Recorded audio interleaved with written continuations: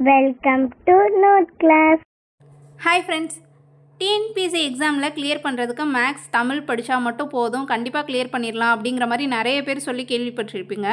So அந்த மாதிரி mind settle எல்லோரும் மேக்ஸ் அண்டு தமிழ் மட்டும் முடித்தா போதும், நம்ம கண்டிப்பாக பாஸ் ஆகிடலாம் அப்படின்னு மைண்ட் செட்டில் யாராவது இருந்தீங்கன்னா அதுதான் நீங்கள் பண்ணுற மிகப்பெரிய முட்டாள்தனம். ஸோ இந்த வீடியோவில் முக்கியமான டிப்ஸ் ஷேர் பண்ணியிருக்கேன். வீடியோ கடைசி வரையும் ஸ்கிப் பண்ணாமல் ஃபுல்லாக பாருங்கள்.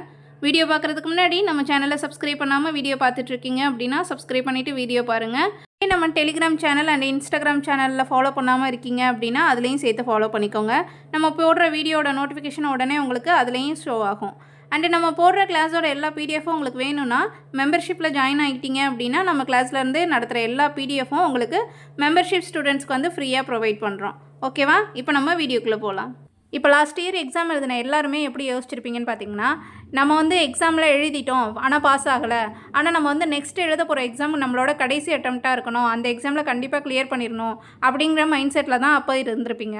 அப்படியே டைம் போக போக உங்களுக்கு என்ன ஆயிருக்கும், ஓகே எக்ஸாம் வரதுக்கு தான் இன்னும் டேஸ் நிறையா இருக்கே, நம்ம ஜனவரியிலேருந்து நியூ இயர்லேருந்து ஃப்ரெஷ்ஷாக நியூ லைஃப்பை ஸ்டார்ட் பண்ணுவோம் அப்படிங்கிற மாதிரி நியூவாக படிக்க ஸ்டார்ட் பண்ணலாம் அப்படின்னு பிளான் பண்ணியிருப்பீங்க. ஆனால் ஜனவரியில் என்ன இருக்கும், ஜனவரியில் பொங்கல், நியூ இயர் இப்படின்னு ஃபெஸ்டிவல் உங்களுக்கு நிறைய வந்தனால ஓகே நம்ம பிப்ரவரியிலேருந்து படிக்க ஸ்டார்ட் பண்ணலாம். ஸோ இப்படி டைமை தள்ளி போட்டுகிட்டே வந்துட்டுருப்பீங்க. இப்போ கரண்ட்டாக உங்களோட மைண்ட் செட் எப்படி இருக்கும் தெரியுமா, நோட்டிஃபிகேஷன் வரட்டும், நோட்டிஃபிகேஷன் வந்தோன்னா அதுக்கப்புறம் பாரு நான் ப்ராப்பராக 3 மந்த்து கிளியராக படித்து எக்ஸாம் பாஸ் ஆயிடுவேன். ஸோ இப்படி சில பேர் மைண்ட் செட்டில் யோசிப்பீங்க. ஸோ அதுதான் நீங்கள் பண்ணுற மிகப்பெரிய முட்டாள்தனம். ஸோ இனிமேயும் நீங்கள் படிக்க ஸ்டார்ட் பண்ணல அப்படின்னா கண்டிப்பாக உங்களால் அதை படித்து நீங்கள் ரிவிஷன் பண்ணி எக்ஸாமில் அவுட்புட் கொடுக்குறப்போ உங்களுக்கு டைம் பத்தாது. ஸோ இருக்க டைமை கரெக்டாக யூட்டிலைஸ் பண்ணிக்கோங்க. நீங்கள் ஹவுஸ் ஒய்ஃப் ஸ்டூடெண்ட்ஸாக இருக்கலாம், இல்லை பிகினர்ஸாக இருக்கலாம், இல்லை ஆல்ரெடி எக்ஸாமுக்கு ப்ரிப்பேர் பண்ணிகிட்டு இருக்கவங்களா கூட இருக்கலாம். ஸோ நீங்கள் எல்லோரும் இப்போ இருக்க 125 டேஸை நம்ம கரெக்டாக யூட்டிலைஸ் பண்ணி படிக்க முடியுமா அப்படின்னு கேட்டிங்கன்னா, ஸ்மார்ட்டாக யோசிச்சா கண்டிப்பாக எல்லாருனாலையும் முடியும் அப்படிங்கிறது தான் நான் சொல்லுவேன். ஸோ தமிழ் பார்த்திங்கன்னா எல்லாருனாலையுமே 100 out of 95 எபோ கண்டிப்பாக வாங்க முடியும். ஸோ அப்படி தான் சிலம்பஸும் உங்களுக்கு நியூ சிலம்பஸும் ஃப்ரேம் பண்ணி கொடுத்துருக்காங்க. ஸோ இலக்கணத்தில் ஒரு ஆள் ஸ்ட்ராங்காக இருந்தால் கண்டிப்பாக 90 எபோக்கு மேலே வாங்கிடுவாங்க. மேக்ஸும் பார்த்திங்கன்னா இப்போ ஆவரேஜ் ஸ்டூடெண்ட்ஸாக இருந்தால் கூட அவங்களுக்கு ரீசனிங்லேருந்து 10 கொஸ்டின் கேட்குறதாவும் சொல்லியிருக்காங்க. ஸோ ஆவரேஜாக இருக்க ஸ்டூடெண்ட்ஸ் கூட மேக்ஸில் 20 எபோ மார்க் வாங்க முடிகிற அளவுக்கு தான் உங்களுக்கு இப்போ வச்சுருக்காங்க. அடுத்து ஜிஎஸ் பார்த்திங்கன்னா, ஜிஎஸ்சில் ஆல்ரெடி உங்களுக்கு முன்னாடி 8 சப்ஜெக்ட் இருந்தது, இப்போ உங்களுக்கு எப்படி இருக்குது 6 சப்ஜெக்டாக கம்மி பண்ணி கொடுத்துருக்காங்க. ஸோ எல்லாத்தையும் மெர்ஜ் பண்ணி உங்களுக்கு மார்க்கும் இன்க்ளூட் பண்ணி கொடுத்துட்டாங்க.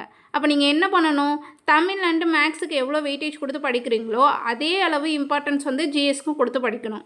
ஸோ இப்போ உங்கள்கிட்ட இருக்க இந்த 125 நாளை கரெக்டாக நீங்கள் எப்படி யூட்டிலைஸ் பண்ணி படிக்கணும்னு எனக்கு தெரிஞ்ச ஒரு சில டிப்ஸை சொல்கிறேன் கேளுங்க.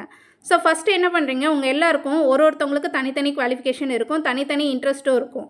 ஸோ ஃபஸ்ட்டு உங்களுக்கு எந்த சப்ஜெக்டில் இன்ட்ரெஸ்ட் இருக்குது அப்படிங்கிறத தனியாக ஒரு பேப்பர் எடுத்து நோட் பண்ணுங்கள். இந்த சப்ஜெக்ட்லாம் எனக்கு ஈஸி, நான் ஈஸியாக இதெல்லாம் படித்து முடிச்சிடுவேன் அப்படின்னு நினைக்கிறத தனியாக நோட் பண்ணுங்கள்.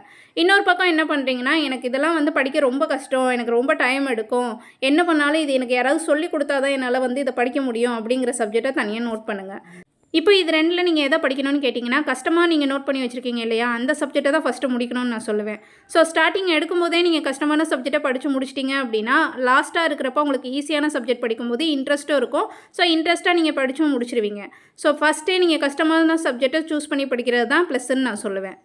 நீங்கள் எந்த டெஸ்ட் பேட்ச் ஜாயின் பண்ணியிருந்தாலும் ஓகே, இல்லை இனிமேல் தான் ஜாயின் பண்ண போகிறீங்கனாலும் ஓகே, இல்லை நான் தனியாக தான் படிக்கிறேன், நான் வீட்டில் தனியாக ப்ரிப்பேர் பண்ணுறேன் அப்படின்னாலும் ஓகே, ஜிஎஸ்சில் நீங்களும் மார்க் ஸ்கோர் பண்ணணுன்னா நான் சொல்கிற இந்த விஷயத்தையும் ஃபாலோ பண்ணிவிட்டு வாங்க.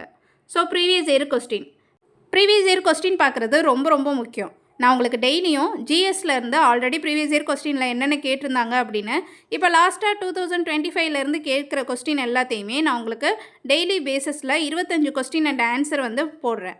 ஸோ அந்த வீடியோவை ரெகுலராக வாட்ச் பண்ணிகிட்டே வாங்க. இது எக்ஸாமுக்கு ரொம்ப ரொம்ப யூஸ்ஃபுல்லாக இருக்கும். நம்ம என்ன தான் படிச்சிருந்தாலும் ப்ரீவியஸ் இயர் கொஸ்டின் பார்க்கும்போது தான் அவங்க எப்படி டைப்பில் நம்மளுக்கு கொஸ்டின் கேட்குறாங்க, எந்த மாதிரி டைப்பில் நம்ம ஆன்சர் பண்ணணும், ஸோ அவங்க எப்படி எக்ஸ்பெக்ட் பண்ணுறாங்க அப்படிங்கிறத நம்மளால் அனலைஸ் பண்ணிக்க முடியும். ஸோ இந்த வீடியோ உங்கள் எல்லாருக்கும் பிடிச்சிருக்குன்னு நினைக்கிறேன். உங்கள் ஃப்ரெண்ட்ஸ் அண்ட் ஃபேமிலிஸ்க்கு யாராவது டிஎன்பிஎஸ்சி ரிலேட்டடாக ப்ரிப்பேர் பண்ணுறாங்கன்னா நம்மளோட வீடியோவை ஷேர் பண்ணுங்கள். தேங்க்யூ.